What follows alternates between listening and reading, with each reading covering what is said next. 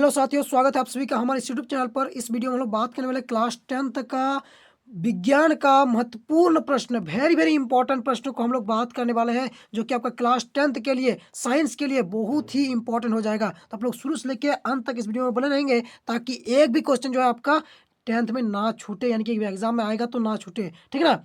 चलिए एक क्वेश्चन को हम लोग देखते हैं बहुत ही बेहतरीन तरीके से समझते हुए। ठीक है ना, क्या करते हुए, समझते हुए, ताकि हम लोग आराम से लिख पाए।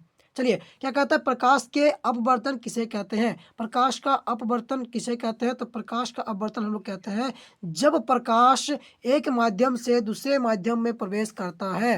क्या करता है? जब प्रकाश एक माध्यम से दूसरे माध्यम में प्रवेश करता है, तब प्रकाश की दिशा में परिवर्तित को प्रकाश का अपवर्तन कहते हैं। क्या कहते हैं? प्रकाश का अपवर्तन कहते हैं। यानी कि यदि प्रकाश एक माध्यम, यानी कि मान लीजिए ये वायु माध्यम से आ रहा है प्रकाश, ठीक है, प्रकाश आ रहा है, इस टाइप से प्रकाश आ रहा है, और ये आपका जल है, यहाँ पर आपका जा रहा है, जल में जा रहा है। जाने में क्या होगा, ये परिवर्तित होगा, थोड़ा सा मुड़ जाएगा। ठीक है, इस तरीके से मुड़ जाएगा, इतना नहीं मुड़ेगा, थोड़ा सा मुड़ जाएगा। और ये जो होता है, ये क्या होता है, आपका प्रकाश का अपवर्तन होता है। ठीक है, यानी कि प्रकाश एक माध्यम से दूसरे माध्यम में प्रवेश करने पर वो क्या होता है, परिवर्तित हो जाता है। उसी को हम लोग प्रकाश का अपवर्तन कहते हैं। ठीक है दोस्तों, आई होप कि आप सभी को जो है ये समझ में आ गया होगा। तो हम लोग अगला प्रश्न को देखेंगे। प्रकाश का अपवर्तन के नियम को हम लोग जान लेते हैं। ये जो क्वेश्चन है, ये भी आपका बहुत बार पूछा जा चुका है, और पूछने का बहुत सारा संभावनाएं हैं, तो आप लोग याद कर लेंगे आराम से। ठीक है, क्या कह रहा है कि प्रकाश का अपवर्तन के दो नियम हैं। दो नियम कौन कौन से हैं भाई? तो दो नियम जो है आपका, वो आपका है, पहला नियम कि आपतित किरण और अपवर्तित किरण तथा आपतन बिंदु पर अभिलंब तीनों एक ही तल में होते हैं। ठीक है, जो आपतित किरण होता है, जो आने वाला किरण होता है, और जो अपवर्तित किरण, ठीक है, एक अपवर्तन होता है, इस तरीके से अपवर्तन होता है, इसमें एक अभिलंब होता है, इस तरीके से। ठीक है ना। तो ये जो होता है तीनों क्या किस में होता है, एक ही तल में होते हैं। ठीक है, क्या होता है, एक ही तल में होते हैं। दूसरा आपका क्या पूछ रहा है कि आपतन कोण की जया, आपतन कोण की जया तथा अपवर्तन कोण की जया का अनुपात स्थिर होता है, और इसे ही हम लोग क्या बोलते हैं, स्नेल का नियम भी बोलते हैं। यानी कि यदि आपको पूछा जाए कि स्नेल का नियम किसे कहते हैं, तो आप लोग इसको भी लिख सकते हैं कि आपतन कोण की जया तथा अपवर्तन कोण की जया की अनुपात जो होता है, स्थिर होता है, उसे क्या बोलते हैं, उसे हम लोग स्नेल का नियम कहते हैं। ठीक है ना। तो इसको भी आप लोग आराम से लिख सकते हैं।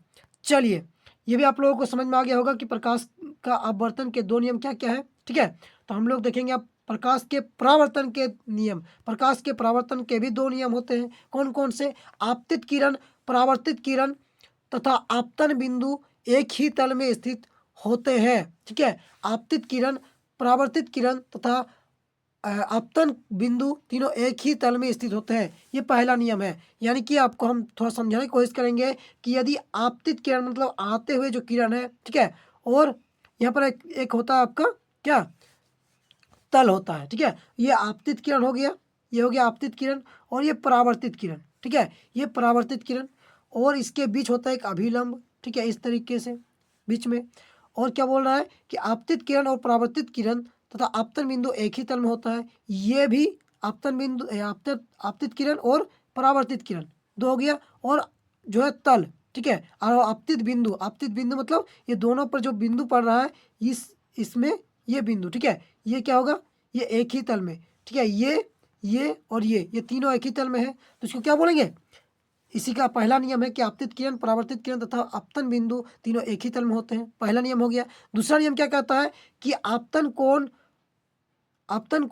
और परावर्तन कोण सदैव बराबर होते हैं। आपतन कोण और परावर्तन कोण जो होता है, वो सदैव क्या होता है, बराबर होते हैं। ठीक है, आपतन कोण मतलब ये वाला कोण, और परावर्तन कोण मतलब ये वाला कोण। ठीक है, ये दोनों कोण क्या होता है, बराबर होता है। आई बराबर होता है आर। ठीक है, आई बराबर क्या होता है, आर होता है सदैव। यदि आई आपका दिया है 30 डिग्री, तो आपका जो आर होगा वो भी 30 हो जाएगा। ठीक है, इस प्रकार से आप लोग पूछा भी जा सकता है कि आपतन कोण का मान इतना है, तो परावर्तन कोण का मान कितना होगा। ठीक है, इस प्रकार से पूछा जा सकता है, तो आप लोग आराम से जो है इसको आंसर कर सकते हैं। चलिए, अगला प्रश्न आपका चौथा प्रश्न दे रखा है, यहाँ पर कहता है कि निकट दृष्टि दोष क्या है, इसके कारण और इसे कैसे दूर किया जाता है।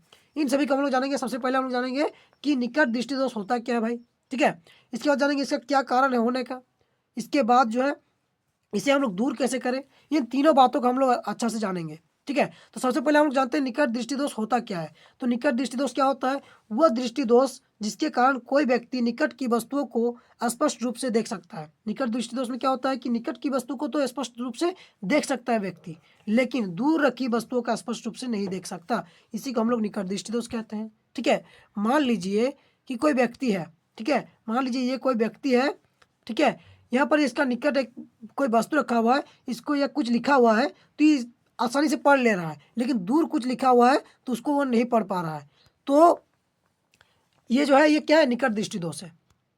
दृष्टि दोष आपका कितने टाइप का होता है, तो दृष्टि दोष हम लोग यहाँ पर पढ़ रहे हैं कितने टाइप का, 3 टाइप का। ठीक है।